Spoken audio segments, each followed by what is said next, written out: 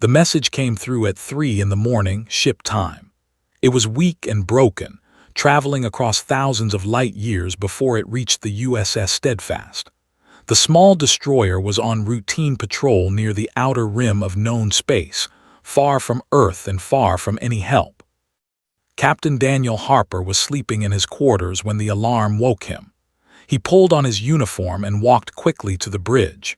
His crew was already at their stations, their faces lit by the glow of computer screens in the dim light. "What do we have?" he asked as he took his seat in the command chair. Commander Lisa Morgan, his second in command, turned to face him. She was a woman in her late 30s with short brown hair and sharp eyes that missed nothing. "Distress signal, sir. It's coming from the system. They're asking for help." Daniel knew about everyone did. They were a peaceful species of amphibian creatures who lived on a water-covered world. They had no military. They had no weapons. They spent their days farming the oceans and making beautiful art. The galaxy considered them harmless and unimportant. "Play the message," Daniel ordered. The speakers crackled to life. A voice spoke in heavily accented standard galactic language. "This is Elder of Prime. We are sending this message to anyone who can hear us. The Empire has sent a war fleet to our world. They will arrive in 14 hours. We have no way to defend ourselves. 3 billion of our people will die. Please, if anyone can help us, please come. We are begging you." The message ended. The bridge was silent. Daniel felt a cold weight settle in his stomach. The Empire was the most feared power in the galaxy. They had conquered 17 star systems in the last 10 years. Their fleets numbered in the thousands. Their soldiers were merciless. No species had ever defeated them in open battle. "How far are we from Prime?" he asked. Amy Collins, the young navigator, checked her instruments. 12 hours at maximum speed, sir." "And our reinforcements?" Lisa checked her data pad. "I contacted command while you were coming to the bridge. The nearest human fleet is 9 days away. We're on our own out here." Chief Engineer Brooks spoke up from his station. He was a big man with grease-stained hands and a beard that was against regulations, but nobody bothered him about it because he could make the engines do impossible things. "Captain, if I push the engines past their safety limits, I can get us there in 11 hours. Maybe 10 if we're lucky." "And if the engines fail?" Shrugged, "Then we float dead in space until someone finds us. But the engines won't fail. I built them myself." Daniel stood up and walked to the main. It showed only stars, cold and distant. Somewhere out there, 3 billion innocent people were waiting to die. "Pull up the tactical data on the fleet," he said. Lisa worked her console. A moment later, the screen filled with information.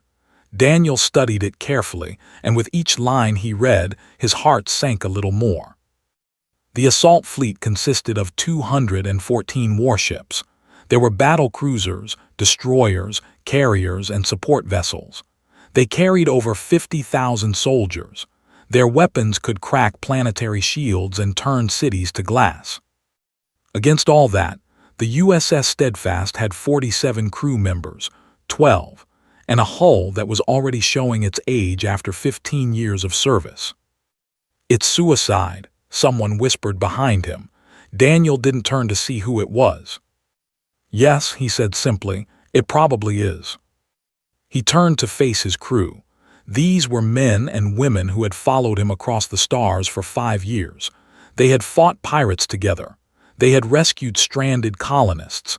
They had become a family in the cold darkness of space. "I want to be clear with all of you," Daniel said. "If we respond to this distress call, we will be one ship against an armada. Our chances of survival are very low. I will not order anyone to die. This has to be a choice." The bridge was quiet. Daniel could hear the hum of the engines beneath his feet, the soft beeping of instruments, the distant sound of air flowing through the ventilation system. Ben Carter, the weapons officer, was the first to speak. He was a young man from Texas with a quick smile and faster reflexes. "Captain, My grandfather always said that the measure of a man isn't what he does when it's easy, it's what he does when it's hard. Lisa Morgan nodded. I didn't join the fleet to watch innocent people die from a safe distance. One by one, the crew spoke up. Amy Collins talked about her grandmother who survived a terrible war on Earth and taught her that someone always has to stand up. Brooks just laughed and said he wanted to see what his engines could really do. Others simply nodded or said, "I'm in," or gave a thumbs up from their stations. Daniel felt something warm spread through his chest. Pride, maybe, or gratitude. These people knew they might die and they were willing to do it anyway. Not for glory, not for reward, just because it was the right thing to do. "Then it's decided," he said. "Amy, set a course for Prime. Give me everything the engines have." "Aye, sir," they responded together. The USS Steadfast turned in the darkness of space. Her engines began to glow brighter as pushed them beyond their normal limits. The ship shuddered slightly, then leaped forward into faster-than-light travel. In his ready room, Daniel contacted Earth Command one more time. Admiral appeared on his screen. She was an older woman with gray hair and a face that had seen too many wars. "Captain Harper," she said, "I've reviewed your transmission. You understand that I cannot authorize this mission. You will be unsupported." "I understand, Admiral." "You understand that you will likely not survive." "I understand that too." The Admiral was quiet for a moment. When she spoke again, her voice was softer. "Daniel, why are you doing this?" He thought about the question. There were many answers he could give. He could talk about duty or honor or the principles that humanity claimed to believe in. But in the end, it was simpler than that. "Because no one else will," he said, "and someone has to." Admiral nodded slowly. "Godspeed, Captain. Earth will remember what you do here today." The screen went dark. Daniel walked back to the bridge and took his seat. On the stars streaked past as the Steadfast raced toward its destiny. In 11 hours, they would face the most powerful military force in the galaxy. One small ship, 47 human beings, against an empire. The odds were impossible. The mission was madness, and not a single person on that ship would have chosen to be anywhere else. Because that was what humans did. When the darkness came, when the innocent cried out, when everyone else looked away, humans ran toward the fire. It was not logical, it was not smart, but it was who they were. And in 11 hours, the Empire would learn that lesson in the most painful way possible. Grand Admiral or stood on the command bridge of the Crimson Dominion, the largest battleship in the fleet. He was tall, even for his species, with a dark armored shell that gleamed under the ship's lights. His compound eyes reflected the blue-green planet that filled the Prime, a world of water and weak creatures. It would fall within hours. They had evolved as hunters on a harsh world.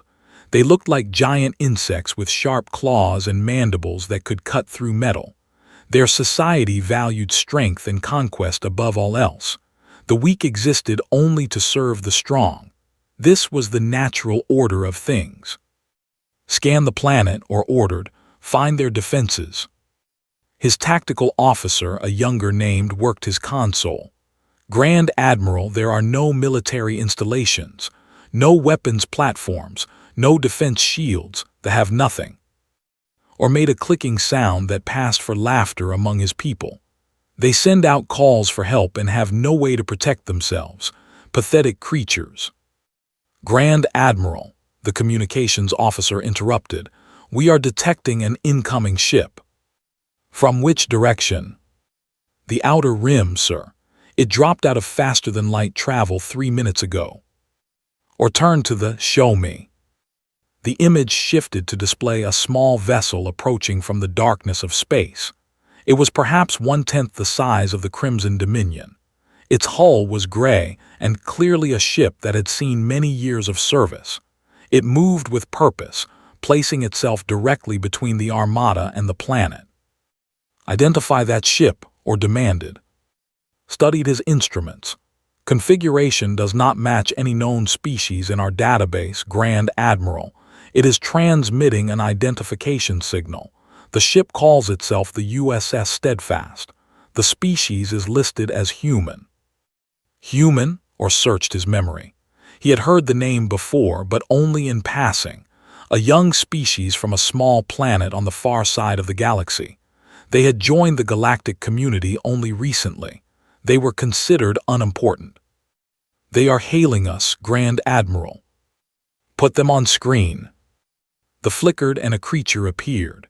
It stood on two legs but it was soft and pink, with no armor or claws. Its eyes were small and forward-facing like a predator's, but its body seemed weak and fragile. It wore a dark uniform with colorful symbols on the chest.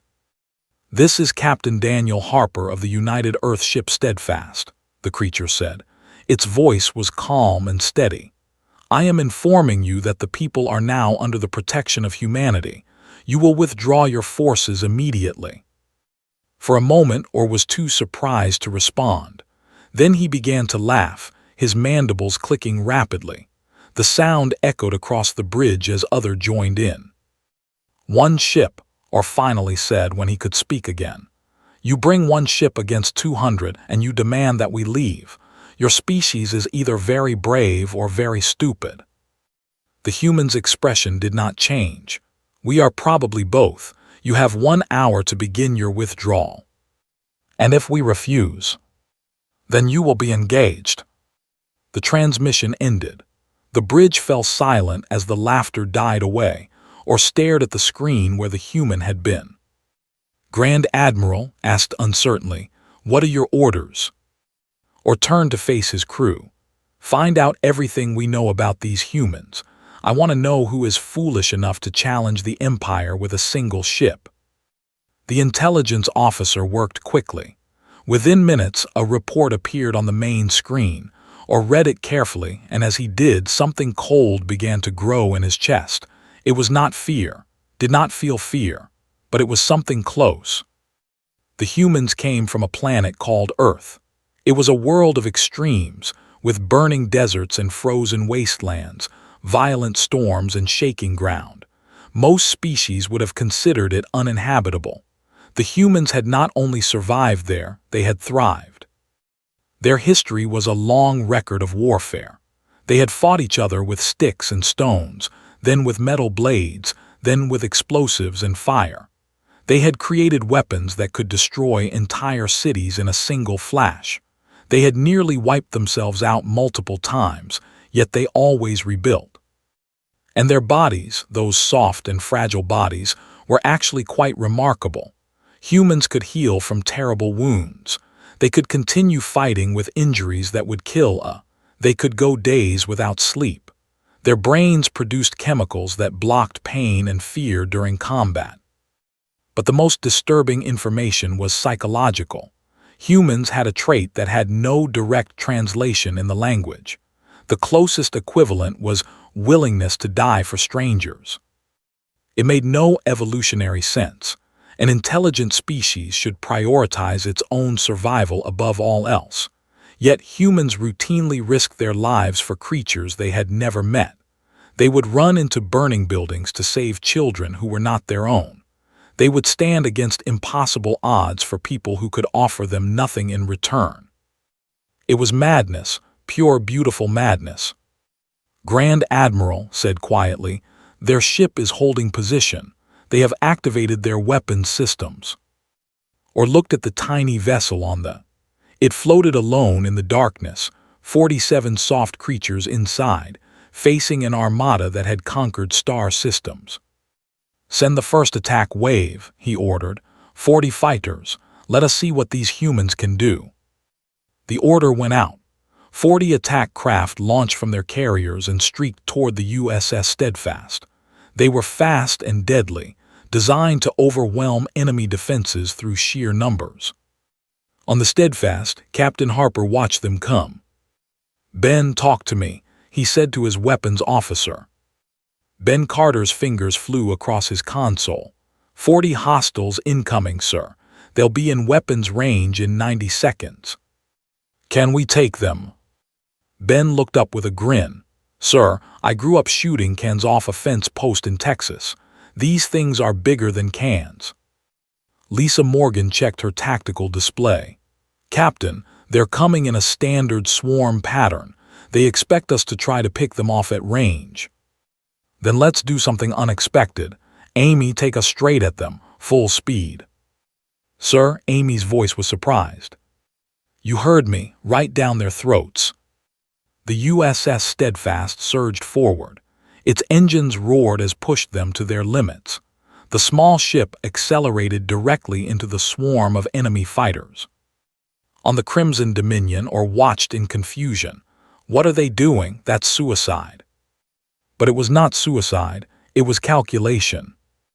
As the Steadfast plunged into the fighter formation, it threw off their targeting systems. The pilots had trained for enemies who kept their distance, not ones who charged directly at them.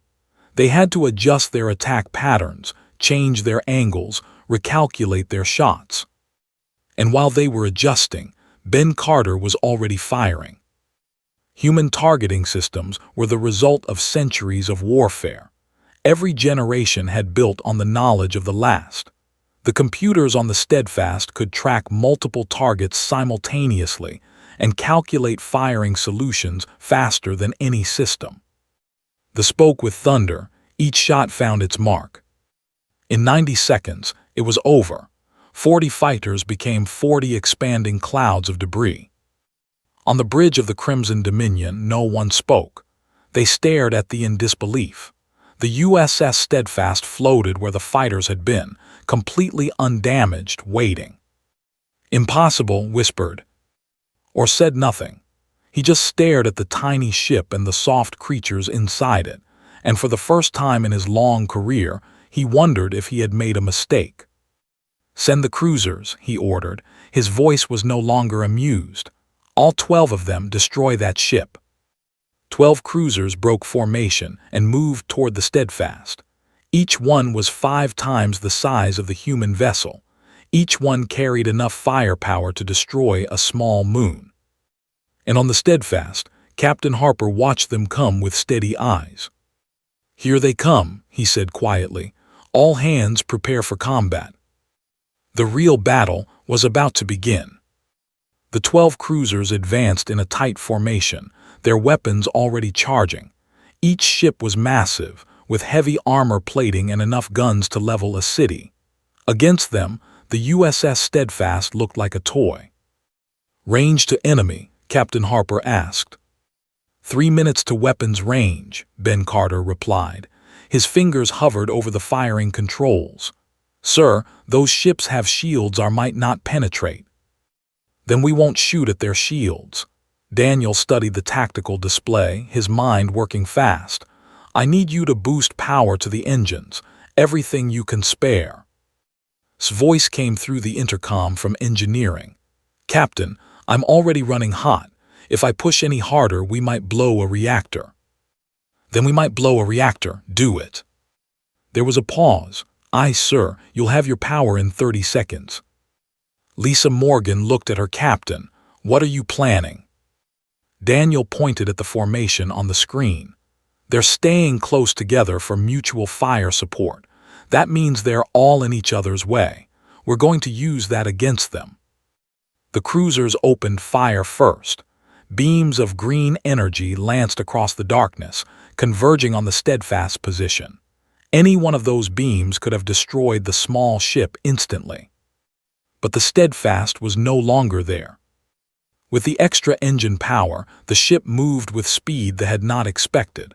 It twisted and rolled, sliding between the beams like water flowing through a broken net. Amy Collins was at the navigation controls, her hands steady, her eyes locked on her instruments. "Hard to port," Daniel ordered. "Put us between the 2 lead cruisers." "That's a gap of maybe 50 meters, sir." "Then make it fit." The Steadfast dove into the cruiser formation. It was insane. It was exactly the kind of move that no sane commander would attempt, which was exactly why it worked. The ships could not fire at the Steadfast without risking hits on each other. Their tight formation, which had been meant to provide mutual protection, now became a trap. They had to break apart, reconfigure, re-establish firing lines. And while they were doing that, Ben Carter went to work. "Targeting the lead cruiser's shield generator," he announced. "It's on the port side, third deck, behind light armor." "How do you know that?" Lisa asked. Ben grinned. "I spent last night reading every piece of intelligence we have on ship design. Fire." The roared. The shots were precise, aimed not at the cruiser's armored hull but at a small, specific point. The shield generator exploded. Suddenly, that cruiser was vulnerable. Second volley, same ship, main reactor. More shots, the cruiser shuddered. Fire erupted from its side. It began to drift, power failing. "One down," Ben said. 11 to go. On the Crimson Dominion, Grand Admiral watched in growing disbelief. The human ship was dancing through his cruisers like a fish through water. It struck and moved, never staying in one place long enough to be targeted. "Their speed," said, his voice shaking. "They should not be able to move that fast. Our instruments cannot track them accurately." "Then use manual targeting," or snapped. "Concentrate all fire on their projected path." But the humans seemed to know what he would do. The Steadfast changed direction the moment his ships adjusted their aim. It was almost as if they could read his mind. The truth was simpler. Humans had been fighting each other for thousands of years. They had developed an instinct for combat that went beyond logic. They could sense danger before it came. They could predict enemy movements through experience and intuition. And Captain Daniel Harper had been in more battles than any commander could imagine. The fight lasted 47 minutes. It was brutal. The Steadfast took hits. Its shields failed after the first 10 minutes. Armor plating was torn away. Atmosphere began to leak from a dozen small breaches. 3 crew members died when a plasma bolt breached the outer hull. But the ship kept fighting. Brooks worked miracles in engineering. When systems failed, he rerouted power. When conduits exploded, he patched them with whatever was available. When the main computer took damage, he ran calculations in his head. His hands were burned and bleeding, but he never stopped. Lisa Morgan coordinated damage control, directing repair teams to the most critical areas. She was everywhere at once, giving orders, carrying wounded, sealing breaches with emergency foam. And Ben Carter kept shooting. His targeting was perfect, almost supernatural. He found weak points in the enemy ships that their own designers had forgotten about. When the battle ended, 8 cruisers drifted dead in space. 3 more were retreating toward the main fleet, trailing smoke and fire. Only one had escaped undamaged, and it was running at full speed away from the fight. The USS Steadfast floated alone in the debris field. She was wounded. Her hull was scorched black in places, torn open in others. Emergency lights flickered inside, but she was alive. On Prime, 3 billion people watched the battle through their telescopes and sensors. They had never seen anything like it. They had never imagined anything like it. A species that fought, a species that did not run, a species that would die for strangers. Elder gathered with the other leaders in their council chamber. The images of the battle still played on the screens around them. "Who are these creatures?" asked the young elder named. "They call themselves humans," replied. "They came from a small planet far from here. We have never had contact with them before." "Why did they come? We have nothing to offer them. We cannot pay them. We cannot help them. Why would they fight for us?" Had no answer. The human motivation made no sense to the way of thinking. They were a peaceful people who solved problems through discussion and compromise. The idea of fighting, of dying, for strangers was completely foreign to them. But as they watched the battered human ship holding its position between them and the Armada, they felt something strange, something new. Hoping. On the Steadfast, Captain Harper surveyed the damage. 17 of his crew were dead. Another dozen were wounded. The ship was barely functional. They had won the first real engagement, but the cost had been high. "How long until reinforcements arrive?" he asked. Lisa checked her chronometer. 7 hours.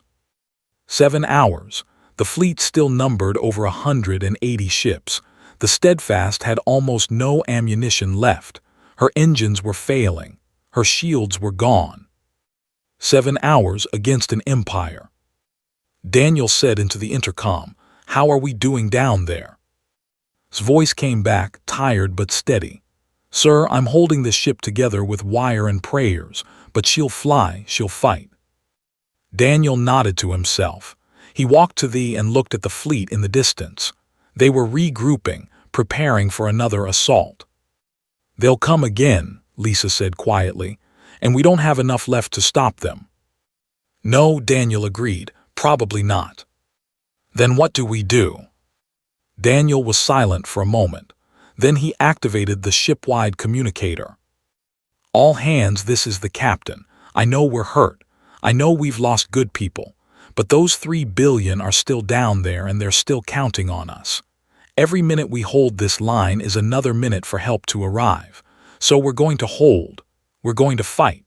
And when those come at us again, we're going to show them what it means to face a human crew that refuses to quit." He paused. "I'm proud of every single one of you. Now let's get back to work." Across the ship, wounded crew members returned to their stations. Damaged systems were coaxed back to life. Ammunition was rationed and distributed. The Steadfast prepared for what they all knew might be their final battle. And in the darkness of space, the fleet began to move. Grand Admiral sat alone in his private quarters aboard the Crimson Dominion. The battle reports were spread across his desk, but he did not need to read them again. The numbers were burned into his memory. 8 cruisers destroyed, over 1,000 soldiers dead, 40 fighters turned to dust. All by a single ship. His door chimed. "Enter," he said. Stepped inside, carrying a data tablet. "Grand Admiral, I have completed the analysis you requested." "Tell me." "The human ship, the Steadfast, has suffered significant damage.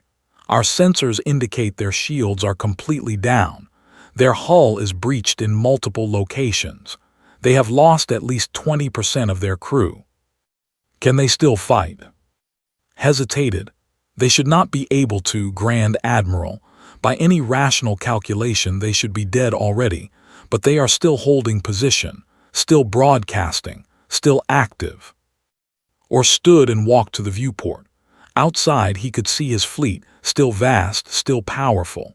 And beyond it, a tiny speck of metal that had everything he had thrown at it. "I have been reading more about these humans," he said quietly. "Did you know they once fought a war among themselves that killed 50 million of their own kind?" "I did not, Grand Admiral." 50 million dead, and they did not stop fighting. They rebuilt their cities, healed their wounds, and continued to kill each other for another century. Or turned to face his officer. "What kind of species does that?" "A dangerous one," said softly. "Yes, very dangerous," or returned to his desk. "Prepare the full assault. Every ship we have, we will overwhelm them with sheer numbers. No one ship, no matter how stubborn, can stand against our entire fleet." On the USS Steadfast, the next 5 hours were a nightmare. The sent wave after wave. Fighters, bombers, destroyers. Each assault took something from the Steadfast. A weapon, a life, a piece of hope. After the first hour, the primary bridge was destroyed. A plasma bolt punched through the viewport and killed 5 crew members instantly, including the helmsman. Captain Harper was thrown across the room, his head striking a console. Blood ran down his face, but he was alive. "Secondary bridge," he ordered, pulling himself to his feet. "Now." They ran through corridors that were filled with smoke and sparks. Emergency bulkheads had sealed off entire sections of the ship. The lights flickered constantly. Somewhere in the distance, they could hear the hiss of atmosphere escaping into space. The secondary bridge was smaller, designed for emergency use. Daniel took the command chair and looked at what remained of his crew. 15 people still able to fight. 15 out of 47. Lisa Morgan was dead. She had been on the primary bridge when it was hit. Daniel felt the loss like a physical pain. Lisa had been his friend for 10 years, his executive officer for 5. She had believed in this mission when many would have refused, and now she was gone. But there was no time for grief, not yet. "Status report," he demanded. His voice came through the intercom, broken and scratchy. "Captain, I've got maybe 30% power. Engines are dying. I'm keeping them running through pure stubbornness at this point." Ben Carter was still at weapons, though his left arm was wrapped in bloody bandages. "We have ammunition for maybe 3 more engagements, sir. After that, we're throwing rocks." Amy Collins sat at the navigation console, her face pale but determined. "I can still fly her, Captain, whatever you need." Daniel nodded. "How long until reinforcements?" 2 hours. 2 hours. It felt like an eternity. "Another wave incoming," Ben announced. "Looks like 50 fighters and 2 battle cruisers." Daniel closed his eyes for a moment. 2 battle cruisers were beyond anything they could handle. The Steadfast was barely alive, held together by emergency repairs and sheer willpower. "Ben, target the fighters first, thin them out." "And the battle cruisers?" "We'll figure that out when we get there." The battle that followed was the worst yet. The Steadfast moved sluggishly, her damaged engines struggling to respond. The fighters swarmed around her, their weapons scoring hit after hit. Ben took out as many as he could, but there were too many, and he was running out of ammunition. Then the battle cruisers opened fire. The first shot hit the engine section. The Steadfast shuddered violently. His voice screamed through the intercom. "We've lost engine 2. Fire in the reactor room." "Seal it off," Daniel ordered. "Captain, there are people in there." "Seal it off, that's an order." There was a pause, then quietly, "Aye, sir." The second shot hit the port weapons array. Half of Ben's went offline. He switched to manual control, working with what remained. "Captain, I can't hold them," he said. "There's too many." Daniel looked at the ships filled the display, their weapons blazing. Beyond them he could see prime, blue and green and beautiful. 3 billion innocent lives. He had always known this mission might cost him everything. He had accepted that when he gave the order to respond to the distress call. But now, facing the reality of it, he felt something he had not expected. Peace. They had done everything they could. They had held for nearly 12 hours. They had destroyed dozens of enemy ships and killed thousands of enemy soldiers. They had shown the galaxy that humans would fight for what was right. If this was the end, it was a good end. "All hands," he said into the communicator, "it has been the honor of my life to serve with you. Whatever happens now, know that you have made a difference. You have shown the galaxy what it means to be human." The fighters closed in for the kill. And then something happened. "Captain," Amy said, her voice suddenly high with excitement, "I'm reading multiple contacts dropping out of faster than light. They're coming from the inner systems." Daniel looked at the tactical display. New signatures were appearing, dozens of them, then hundreds. "Identify them." Amy worked her console furiously. "Sir, they're not human there." They were a warrior species who had surrendered to the decades ago. They had become servants of the Empire, their once-proud fleets reduced to patrol duties in their own territory. "They're hailing us, Captain." On screen, a commander appeared. He was reptilian, with scales of deep green and eyes like amber fire. When he spoke, his voice was rough and proud. "Human vessel, this is Commander of the Confederacy. We have watched your battle. We have seen your courage. For too long we have lived in shame, serving those who conquered us. But today, watching you stand alone against the darkness, we remember who we once were." He paused. "We are 40 ships, we stand with you." Before Daniel could respond, more contacts appeared on his screen. A different voice came through the speakers, this one musical and flowing. "This is the Union. We bring 20 vessels. Your sacrifice has shamed us into action. We will not stand by while the innocent die." And another. "This is the Collective. 15 ships ready for combat. We watched you fight. We could not watch you fall." Daniel stared at the screen, unable to speak. Beyond his battered ship, a fleet was forming. Species that had hidden from the Empire for decades were now arriving, drawn by the sight of a single human vessel that refused to surrender. They had come not because they had been ordered to, not because they had been paid. They had come because they had seen what courage looked like, and they could not stay away. On the Crimson Dominion, Grand Admiral watched the new arrivals with something close to horror. His tactical officer's voice was shaking. "Grand Admiral, combined enemy forces now exceed 120 ships. More are arriving every minute." Or said nothing. He simply stared at the USS Steadfast, still holding its position, still defiant, now surrounded by allies it had never asked for and never expected. One ship had changed everything, and the Empire would never be the same again. The situation had changed completely. Grand Admiral looked at the tactical display and understood that he had lost. Not the battle, not yet, but something more important. He had lost control. For decades, the Empire had ruled through fear.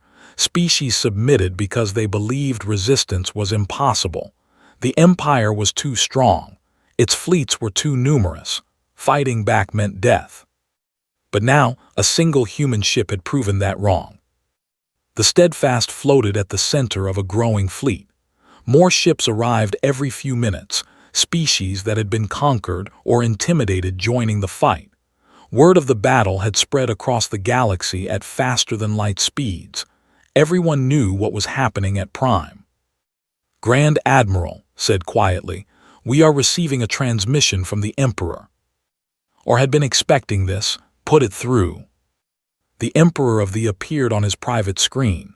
He was ancient, his shell from 100 battles, his compound eyes dim with age but still sharp with intelligence. Or the Emperor said, "You have failed. The situation was unexpected, Your Majesty. One human ship should not have been able to resist our fleet." And yet it did, and in doing so it has undone decades of conquest. The Emperor's voice was cold. "Species that feared us now believe we can be defeated. Our entire strategy depended on the belief that resistance was futile. One ship has destroyed that belief." Or bowed his head. "What are your orders, Your Majesty?" "Withdraw all forces. Immediately. We cannot afford a direct confrontation with a coalition. We must rebuild, reorganize, and plan for a new approach." "And the humans?" The Emperor was silent for a long moment. "Watch them. Study them. They are more dangerous than we understood. A species willing to die for strangers is a species we cannot predict or control." The transmission ended, or stood alone in his quarters, facing the greatest defeat of his career. He walked to the viewport and looked out at the USS Steadfast. It was barely visible among the larger ships that now surrounded it. A small, broken vessel that had changed the course of galactic history. "You win," he said quietly to the darkness, "this time." On the Steadfast, Captain Daniel Harper watched the fleet begin to turn away.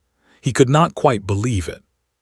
"They're leaving," Amy Collins said, her voice breaking with emotion. "Captain, they're actually leaving." Daniel said nothing. He was too tired, too hurt, too overwhelmed. He looked at the 15 crew members who had survived, at the damage that covered every surface of the ship, at the empty stations where his friends had sat just hours ago. They had won, but the cost had been so high.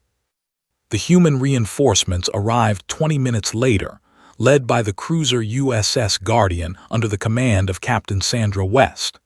She was the first to board the Steadfast, walking through corridors that were barely pressurized, stepping over debris and damaged equipment. When she found Daniel Harper, he was still sitting in the command chair on the secondary bridge. He had not moved since they began their retreat. "Captain Harper," Sandra said, "I'm here to relieve you. We're taking your crew aboard the Guardian for medical treatment." Daniel looked at her with empty eyes. 32 people, Sandra. I lost 32 people. And you saved 3 billion. You held the line alone for nearly 12 hours. You inspired an entire coalition to rise against the Empire. Sandra put her hand on his shoulder. What you did here today will be remembered for generations. I did what anyone would have done. Sandra shook her head. No, you did what most would only dream of doing. There's a difference. One by one, the surviving crew members were transferred to the Guardian. Doctors treated their wounds. Counselors helped them process the trauma.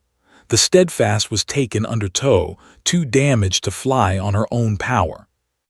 But before they left, Captain West did something unexpected.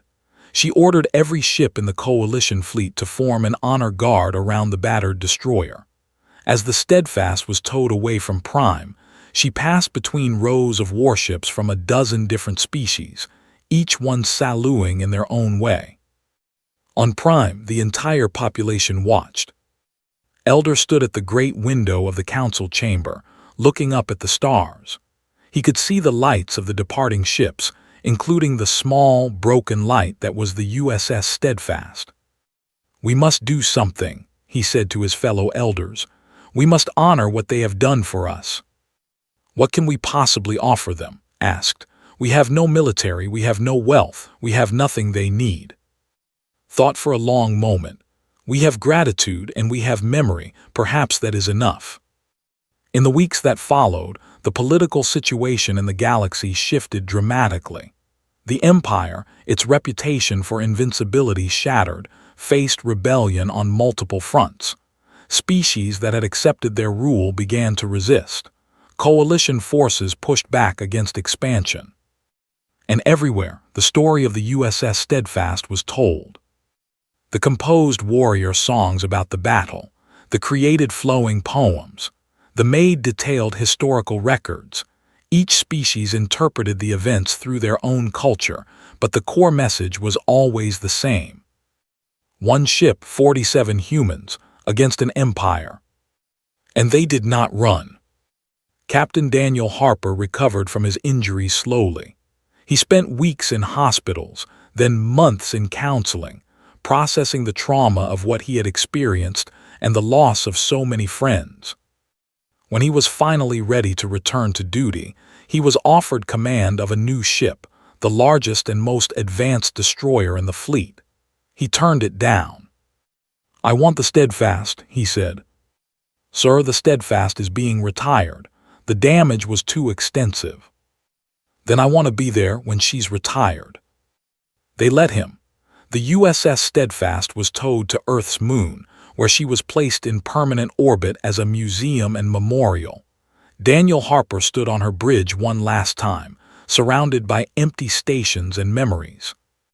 He thought about Lisa Morgan, who had believed in this mission from the beginning. He thought about the crew members who had given their lives so that strangers could live. He thought about that moment when he had decided to respond to the distress call, knowing it might cost him everything. He would make the same choice again, without hesitation. 3 months later, they completed their monument. It was erected on the highest point of their capital city, visible from anywhere on the planet. The structure was made of crystal and metal, shaped to represent a small ship holding back a wave of darkness. The inscription was simple, carved in 100 languages so that any species could read it. They came alone, they stayed anyway. Delegations from across the galaxy came to see it. The Scent warriors who knelt before the monument and recited the names of the human dead. The sang songs of mourning and celebration. The placed offerings of their most precious metals. And humans came too. They came in small ships and large ones, alone and in groups. They stood before the monument and felt something that was hard to describe. Pride, perhaps, or gratitude, or simply the knowledge that somewhere in the universe their species had done something truly good. Years passed, then decades, then centuries. The empire eventually collapsed, weakened by the coalition that had formed at Prime. New powers rose and fell. Species were born and died. The galaxy changed in ways no one could have predicted. But the monument still stood. And on Earth, in every school and every academy, children learned the story of the USS Steadfast. They learned that when the darkness comes, when the innocent cry out, when everyone else looks away, there will always be humans who run toward the fire. It was not logical, it was not always smart. But it was who they were. The galaxy had expected an army. Instead, they got a single ship crewed by 47 stubborn, brave, impossible humans who refused to let innocent people die. And that had been enough. Sometimes the story would remind the galaxy, one voice is all it takes to change everything. One hand willing to hold the line. One species crazy enough to fight for strangers they have never met. Humanity had expected nothing in return for their sacrifice. What they received was something far more valuable. The galaxy's respect. And that respect would last forever.